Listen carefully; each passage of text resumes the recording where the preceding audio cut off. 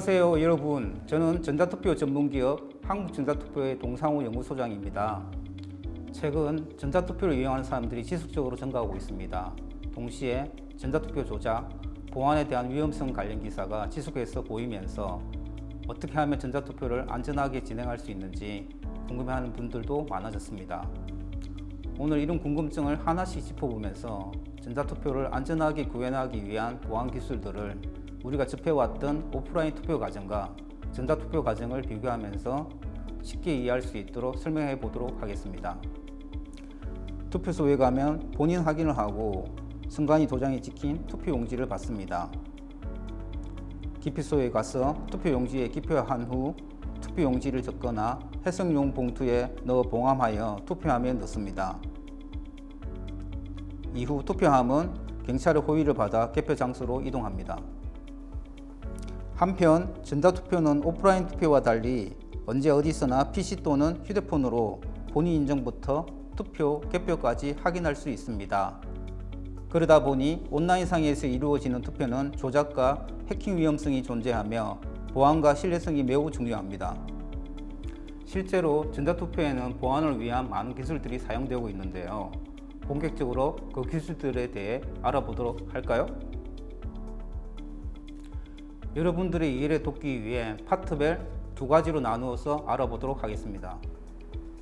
파트 1에서는 보편적 암호화 및 웹 보안에 대해서, 파트 2에서는 전자투표만의 보안 암호 기술에 대해서 설명하도록 하겠습니다. 그럼 파트 1 보편적 암호화 및 웹 보안에 대해 알아볼까요? 앞에서 설명한 오프라인 투표 내용 중 기표한 투표용지는 해송용 봉투에 봉함하여 투표함에 넣습니다. 그리고 투표함은 경찰의 호의를 받아 안전한 장소로 이동합니다. 이때 경찰이 호의하는 과정은 웹상에서 HTTPS라는 암호화 통신을 이용해 투표용지를 전달하는 과정과 동일하다고 볼 수 있습니다. HTTPS는 요즘 거의 모든 사이트에서 사용하는 암호화 통신 방식입니다. 웹사이트를 방문하면 주소창에 자물쇠 모양이 보이는데 이 의미가 HTTPS 암호화 통신을 사용한다는 것입니다.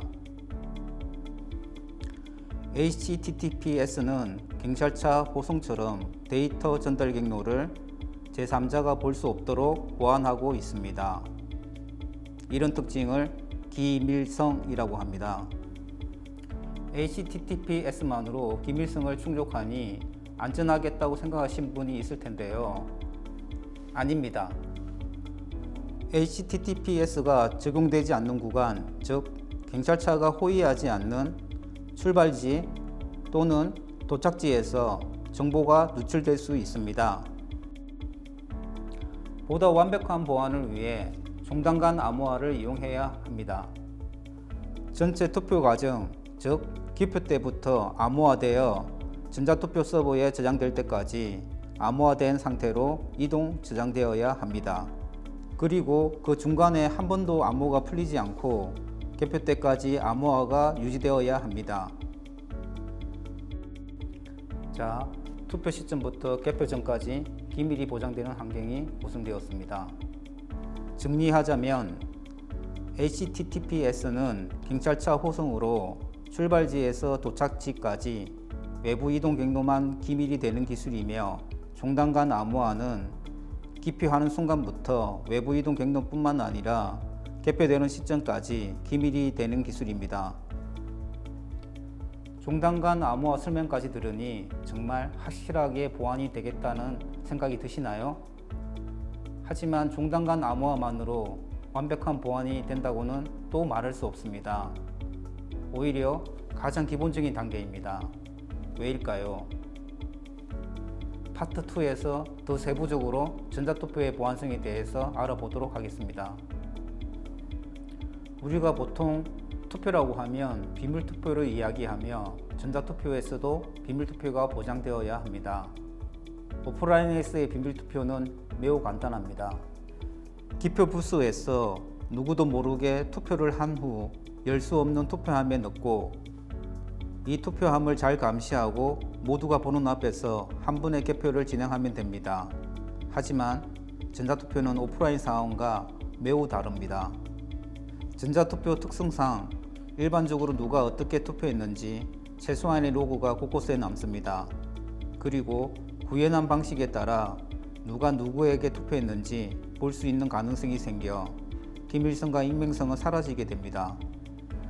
그렇다고 익명성을 지키기 위하여 최소한의 로그마저 지워버리면 누가 투표용지를 조작하거나 삭제, 다른 투표용지로 치환하는 등 부정을 저질러도 발견할 수 없는 문제점이 발생됩니다. 이런 문제점을 해결할 수 있는 한국전자투표의 고도화된 기술이 필요합니다.